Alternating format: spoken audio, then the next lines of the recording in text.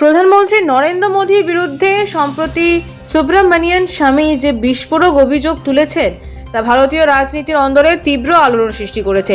বিশেষ করে স্বামী যখন নিজের দলেরই শীর্ষ নেতৃত্বের বিরুদ্ধে যৌন সুবিধা প্রদানের বিনিময়ে পদোন্নতির মতো গুরুতর অভিযোগ আনেন, তখন বিষয়টি কেবল রাজনৈতিক বিরোধিতার স্তরে সীমাবদ্ধ থাকে না।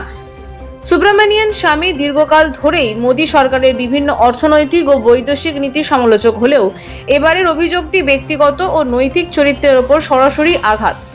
একটি সাম্প্রতিক পডকাস্টে এপস্টাইন ফাইলস প্রসঙ্গে আলোচনা করতে গিয়ে তিনি দাবি করেন যে প্রধানমন্ত্রী মোদী একাধিক মহিলাকে যৌন সুবিধার বিনিময়ে সাংসদ করেছেন এবং এমনকি কেন্দ্রীয় মন্ত্রিসভাতেও স্থান দিয়েছেন। স্বামীর মতো একজন প্রবীণ রাজনীতিক, যিনি আইনি লড়াই এবং তথ্যভিত্তিক আক্রমণের জন্য পরিচিত, তার মুখ থেকে এহেন মন্তব্য রাজনৈতিক মহলে বড়সড় অস্বস্তি তৈরি করেছে। এই বিতর্কের মাত্রা আরও বাড়িয়ে দিয়েছেন এক সময়ের মোদী ঘনিষ্ঠ হিসেবে পরিচিত লেখিকা মধু পূর্ণিমা কিশোয়ার। একদা মোদীর প্রশস্তি গেয়ে বই লেখা কিশোয়ার সামাজিক যোগাযোগ মাধ্যমে স্বামীর অভিযোগকে সমর্থন জানিয়ে দীর্ঘ পোস্ট করেছেন। তিনি দাবি করেছেন যে নারীদের প্রতি প্রধানমন্ত্রীর আচরণের নেতিবাচক দিকগুলো সম্পর্কে অবহিত হওয়ার পর থেকেই তিনি ব্যক্তিগতভাবে তার সঙ্গে দূরত্ব বজায় রেখেছেন। কিশোয়ারের পোস্টে প্রধানমন্ত্রীর বিলাসবহুল জীবনযাত্রা এবং কেন্দ্রীয় মন্ত্রীর স্মৃতি ইরানির শিক্ষাগত যোগ্যতা ও নিয়োগ সংক্রান্ত পুরনো বিতর্কগুলোও নতুন করে উঠে এসেছে। হিন্দুত্ববাদী শিবিরের ভেতর থেকেই আসা এই জোড়া আক্রমণ বিজেপির জন্য ডিফেন্সিভ পজিশন তৈরি করেছে।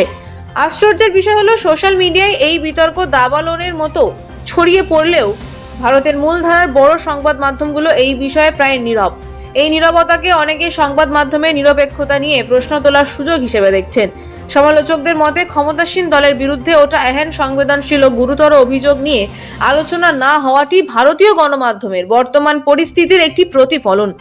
অন্যদিকে বিরোধী দলগুলো এই ইস্যুটিকে হাতিয়ার করে প্রধানমন্ত্রীর পদত্যাগের দাবি তুলতে শুরু করেছে, যা আগামী নির্বাচনী বৈতরণীতে বড় প্রভাব ফেলতে পারে। সুব্রমণিয়ান স্বামীর এই রণংদেহী মূর্তিকে কেবল ব্যক্তিগত আক্রোশ হিসেবে দেখলে ভুল হবে। বিজেপির অন্দরে যে একটি অংশ দীর্ঘকাল ধরে নেতৃত্বের প্রতি অসন্তুষ্ট, এই ঘটনা তার বহিঃপ্রকাশ হতে পারে।